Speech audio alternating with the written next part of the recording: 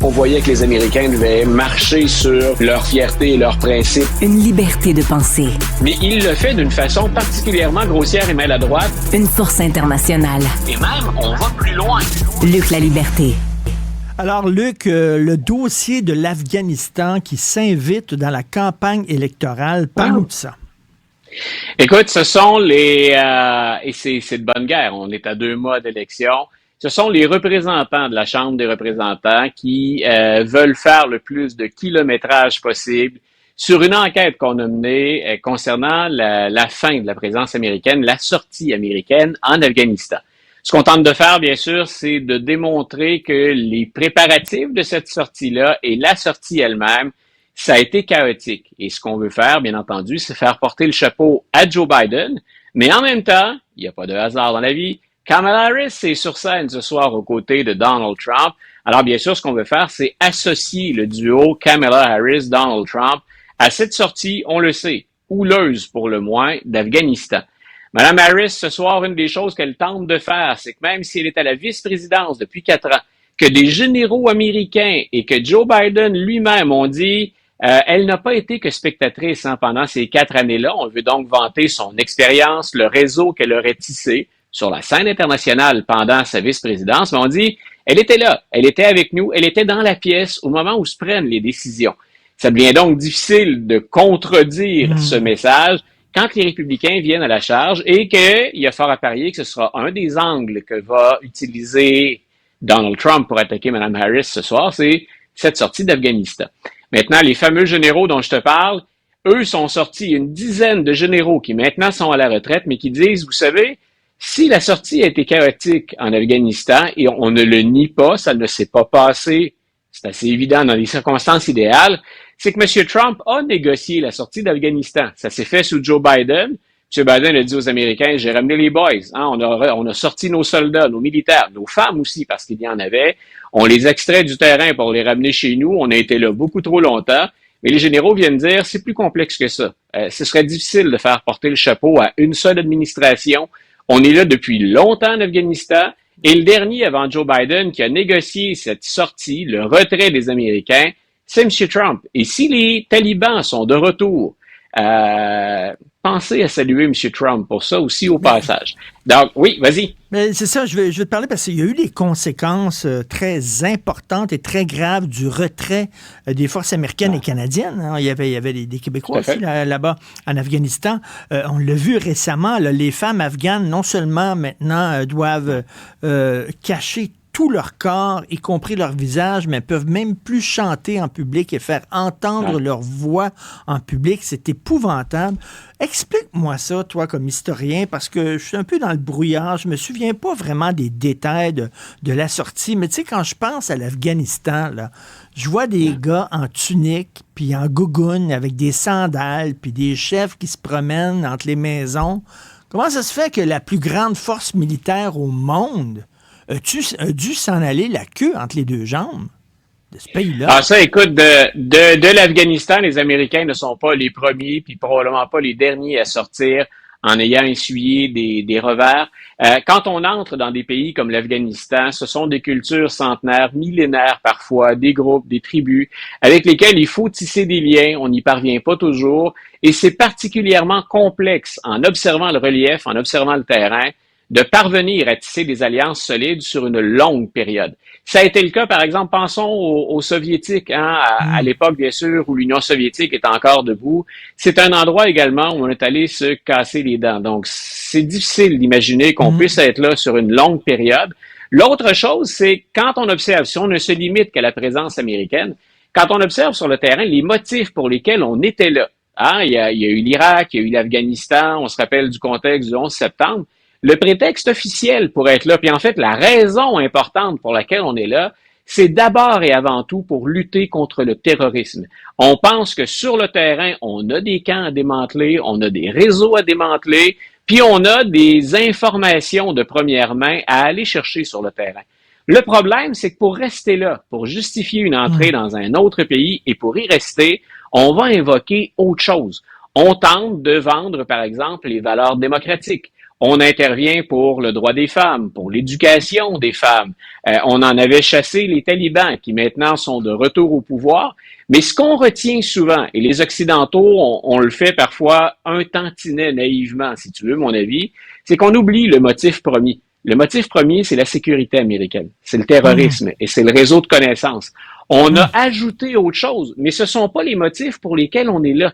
Et c'est ce qu'on a fini par reconnaître. Mais dans les choses, là, moi, personnellement, si on oublie le fait que mon travail consiste à garder un peu de perspective, puis avoir une vue d'ensemble, une vue historique ou une vue d'ensemble du phénomène, il y a deux catégories d'individus que je regarde et je me dis, qu'est-ce que ces gens-là doivent en vouloir aux Américains? On va en vouloir aux talibans au premier chef, là, mais si je suis un interprète afghan ou quelqu'un qui a accepté de collaborer avec les États-Unis, on m'avait fait miroiter, moi, la possibilité de me rendre aux États-Unis, de me protéger et qui sait d'obtenir la citoyenneté américaine. Combien d'Afghans qui ont collaboré avec les Américains ont-ils été abandonnés, laissés derrière, entre les mains d'un régime qui ne fera pas de quartier? Puis au premier chef, tu l'as mentionné tout à l'heure, les femmes afghanes et les jeunes filles. C'est une chose pour laquelle, je pense, bien des Occidentaux étaient prêts à appuyer l'intervention américaine et la présence canadienne, bien sûr, sur le terrain. Si on enlève ces grands objectifs humanistes ou ces grands idéaux, le reste, je suis pas certain qu'on va chercher un appui. Mais il faut se rappeler que les Américains sont pas là pour ça. On en a parlé, on a ajouté ça, c'était comme une plus-value à l'intervention. Mais qu'est-ce que c'est brutal quand les Américains se retirent, ceux qu'on abandonne et ceux qu'on laisse derrière. Et je pense que pour les femmes afghanes, c'est littéralement une catastrophe. Mais les Américains considéraient qu'ils avaient fait ce qu'ils avaient à faire. On avait démantelé les camps de formation terroriste, puis on pense qu'avec les alliés, on est en mesure d'obtenir la qualité d'information sur le terrain qu'on obtenait auparavant. Écoute, merci pour ces éclaircissements. Merci beaucoup, c'est très intéressant. Ce soir, qu'est-ce que... tu t'attends à quoi ce soir? Est-ce qu'on va avoir un Trump peut-être moins clownesque, un peu plus prudent, un peu plus sérieux, un peu plus présidentiable? Qu'est-ce que tu en penses? Ah, écoute, quand on interroge sur Donald Trump, qui peut se risquer à dire, écoute, je prends mon hypothèque et je mets ça sur la table, Trump va être présidentiel dans son image et dans son contenu. Tout est possible avec Donald Trump. Mais je pense sincèrement que si Donald Trump et les stratèges, parce que je suis certain qu'on lui a plus que soufflé ça à l'oreille, on a dû lui mettre des panneaux pendant ses rencontres. Je pense que si Donald Trump est relativement contenu, on ne peut pas espérer, je pense, que Donald Trump évite toute enflure ou toute exagération ou toute déformation. D'ailleurs, il avait menti abondamment, fréquemment pendant son débat contre Joe Biden, mais tant aussi longtemps qu'il évite les attaques personnelles, qu'il reste minimalement discipliné, il a des angles d'attaque qui, honnêtement, peuvent porter contre Kamala Harris. Je disais tout à l'heure, hein, Mme Harris, elle est là depuis 4 ans. Mme Harris, votre slogan, c'est « forward ». On regarde devant, c'est l'avenir. Vous n'êtes pas l'avenir, Mme Harris. Vous avez été là pendant 4 ans. Pourquoi est-ce que vous proposez? Vous ne l'avez pas fait pendant 4 ans. C'est un sacré exercice d'incarner le renouveau dans la stabilité. Oui. Hein? C'est loin d'être évident, c'est assez paradoxal. Il peut la pousser aussi sur la question de la frontière. La question de la frontière, peu importe à quel point il va respecter les faits ou non. Hier, on parlait de ces Haïtiens qui auraient agressé les animaux domestiques en Ohio, une véritable invasion, ce qui relève de la lubie pour ne pas dire de la folie. On peut se permettre toutes sortes d'exagérations parce qu'on sait que la frontière, ça inquiète les Américains et que l'administration Biden-Harris a déçu, du moins dans les perceptions, les Américains. Et il peut la relancer aussi sur l'économie. Quand les gens regardent ce que ça leur coûte pour aller faire l'épicerie, ils constatent, tout comme nous d'ailleurs, que ça leur coûte de plus en plus cher ou qu'on en a moins pour le même prix dans notre assiette ou dans le frigo. Ce sont des choses avec lesquelles il peut marquer des points. Ce sont des éléments très terre-à-terre, pragmatiques. S'il se contente de faire ça en évitant les excès auxquels il nous a habitués, je pense sincèrement qu'il peut marquer des points. Mais c'est beaucoup lui, je pense, ce soir, qui peut gagner ou perdre. Je pense que Mme Harris ne sera pas mauvaise. Je pense qu'elle va nous livrer quelque chose qui va ressembler à ce qu'elle nous a donné dans sa première entrevue sur CNN, en fait la seule jusqu'à maintenant d'importance. Elle va livrer la marchandise. Elle maîtrise ses dossiers. Elle les connaît, Mme Harris. En même temps, elle ne veut pas trop se compromettre dans le terre-à-terre, dans le quelque chose de tangible. Je pense qu'elle peut très bien paraître avoir l'air digne. Elle a la répartie aussi assez aiguisée. Mais je pense que je sais plus à quoi m'attendre de Mme Harris. Elle va éviter les faux pas. Il ne faut pas que ce débat-là lui coûte l'élection. Mais c'est de M. Trump dont je m'attends à beaucoup ou encore à une dérive. Disons que je vais l'avoir plus lui à l'œil que je vais avoir Mme Harris à l'œil ou à l'oreille, parce que ça va se jouer beaucoup sur la présence, sur l'image, sur les grandes attaques, sur le superficiel. J'ai hâte de voir combien de personnes vont commenter le contenu après. Est-ce qu'on va vraiment apprendre quelque chose de part et d'autre en passant, pas juste des mensonges de Trump? Est-ce que Kamala Harris va accepter de se mouiller puis de nous donner plus de détails sur son programme? Je pense que ça va se jouer beaucoup sur l'image, sur ce qu'on veut dégager pendant une heure et demie de débat sur la scène ce soir. En tout cas, tout un match ce soir, Donald Trump, Kamala Harris. Et j'espère qu'elle va avoir dans son coin, Mme Harris, le beau-frère de Rocky. Il était bon comme soigneur, là, comme gars de coin, là, comme corner guy. Là, il était excellent, le beau-frère de Rocky.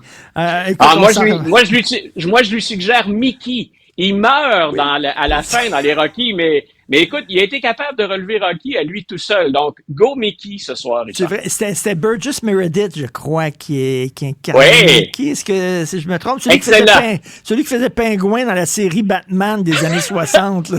En tout cas. Nous avons les mêmes références, cher M. Martineau, c'était ça. Bon match ce soir. Tu vas être ringside, comme on dit. On se reparle demain. Bye. Bye, Richard.